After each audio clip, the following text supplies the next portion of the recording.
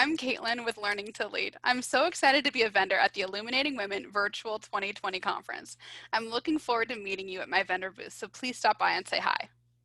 Let me tell you more about what I do, who I serve, and why. I teach resilience to people in high stress, high demand professions, the busy professionals that are trying to balance it all without burning out. I have online courses for women in business, and I deliver live workshops, webinars, and virtual workshops to small businesses through large corporations on topics like resilience, stress management, and burnout.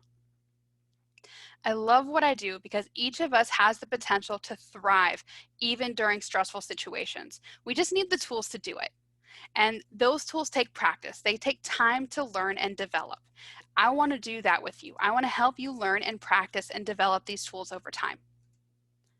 A recent client shared that the workshop she attended was just what she needed to help her reset and recharge during the pandemic. I helped her rediscover her strengths and showed her how to harness the energy she gets from using them. And she has referred back to what she's learned in the workshop over and over again. I look forward to meeting you, so please stop by the vendor booth and say hi.